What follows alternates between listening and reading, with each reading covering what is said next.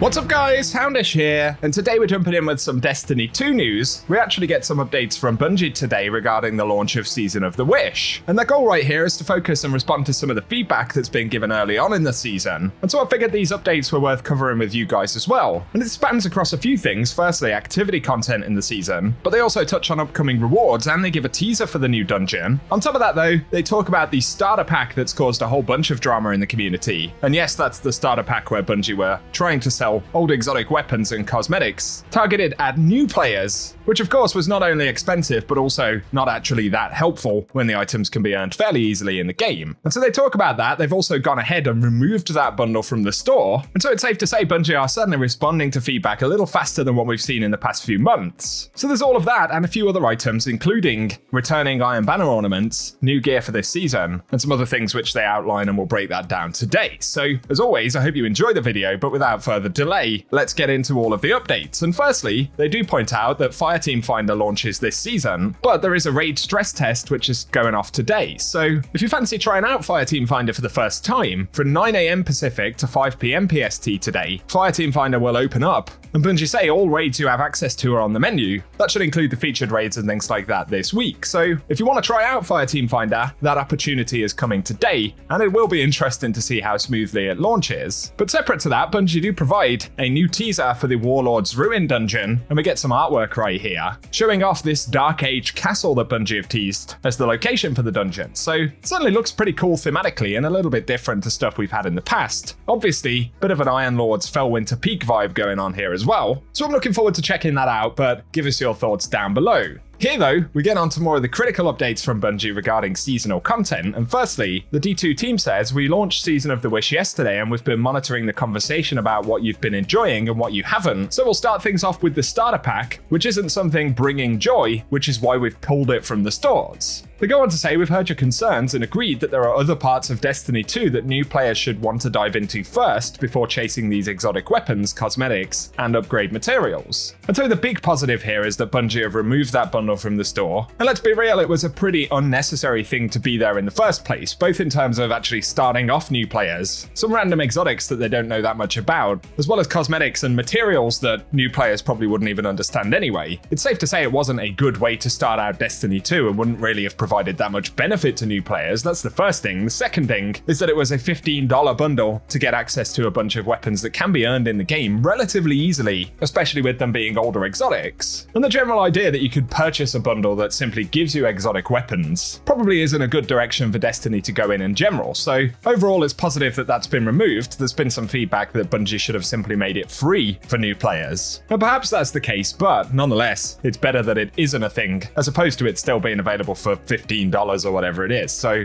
that's the first thing. Unfortunately, Bungie have gone ahead and removed it. So a pretty swift response right there. They know they messed up on that one, but again, it just shouldn't have happened in the first place. Next though, the Destiny 2 team also said, we've heard that asking players to go back to Blindwell as part of the first week's story is a sore spot, and one of our goals here was to make sure players knew from the start that there is an increased difficulty and new loot to earn in this activity. They go on to say you won't need to go back every week. Players will only be asked to return to the Blindwell once in week 6, and it will be an opt-in activity after that for the rest of the season. And they go on to say, for the completionists out there will be one seasonal challenge tied to Blindwell later in the season, and one heroic Blindwell completion required for the seal. But otherwise, it isn't something we're going to have to revisit a whole bunch of times. That's my main concern. I don't really mind going back into Blindwell as part of a quest, once or twice in the season, but it certainly would have sucked having to do it repeatedly on a weekly basis, and I think a lot of players wouldn't have enjoyed that. So it's good that Bungie have clarified that. And once again, I can kind of understand that part of the reason for that is to point out that there is some reprised loot. So good to have clarification about that. And then the D2 team said, we're happy to see the love for the Coil and Riven's Lair from the community so far, and we wanted to make sure that loot was front and center, especially those who go for platinum. And they point out as well that different paths through the Coil will be rotating out as the season unfolds, so week over week. that activity will change up a bit. They do point out though that the shard economy is a bit too unforgiving based on the early observations, so the team is looking into improving this so that the path to platinum is still possible even if you don't collect every shard from every part. And I think some adjustments on that front probably wouldn't go amiss. I don't think there's anything wrong with gaining points by defeating the glass shard things, whatever they are, but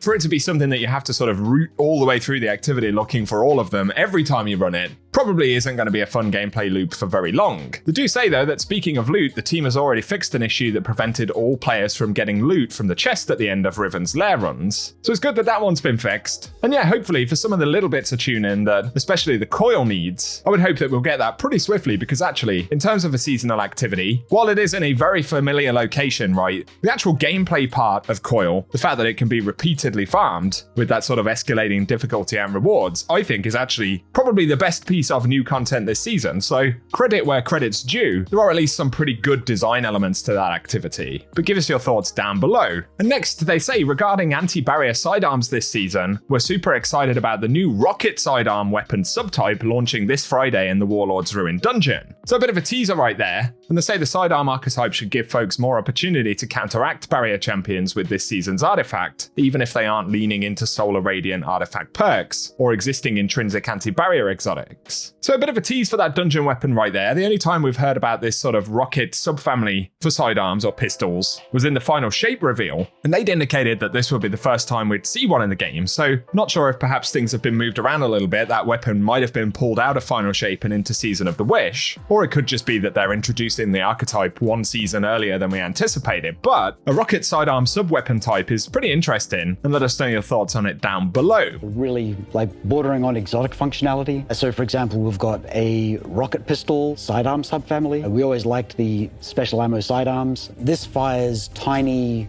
slow-moving rockets. They hit very hard, do a bit of AoE damage.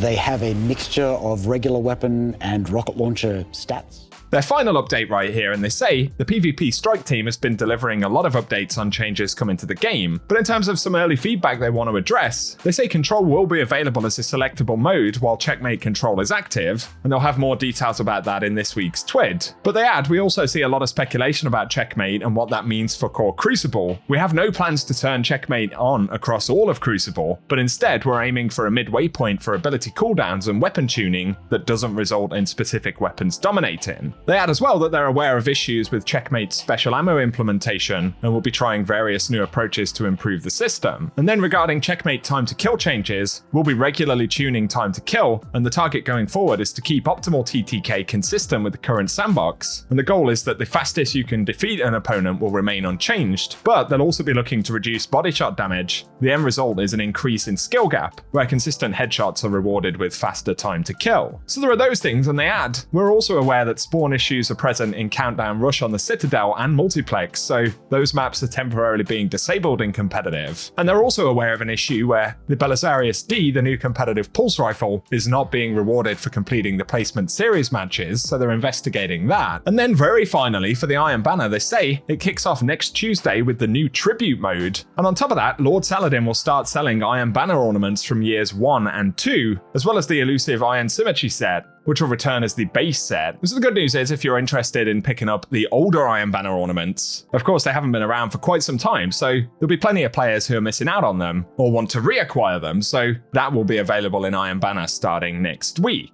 And so there we go, guys. There are a bunch of updates right there from Bungie. Overall, I think communication is positive. I'm glad they took the bundle out of the store. I'm glad they're responding to some early feedback about the activity content this season, issues with Checkmate, and I guess a couple of teasers about some of the upcoming content don't go amiss. So communication is certainly better than tone-deaf silence, which we've become all too used to in the past few weeks. So hopefully Bungie will stay aware. There are rumors that Season of Undying's armor is currently listed as a silver purchase for the Eververse store later on this season. Of course, Bungie did that last season with bundles for, I believe it was Season of the Worthy armor. It didn't go down especially well, and given the current climate in the community, I don't anticipate that selling Season of Undying armor in the Eververse store later this season will go down well either. So if you want to avoid the next dumpster fire, Bungie, just go ahead and maybe don't sell it or give it away or do something different. I don't know, man. Otherwise, there's quite a bit of stuff that I'm personally enjoying about this season. I definitely see the downsides, and many of us will have anticipated those downsides, as Bungie have been kind of slow responding to feedback about the seasonal model. Of course, the idea is that that changes next year with episodes. We'll see. But for the moment, a more open communication stream from Bungie is certainly better than nothing. So give us your thoughts down below. Let us know if you're looking forward to the dungeon, the Iron Banner, and all that good stuff in the comment section. If you found the update useful though, a rating below really does help us out. And otherwise, I appreciate you tuning in and hope you guys have an awesome day.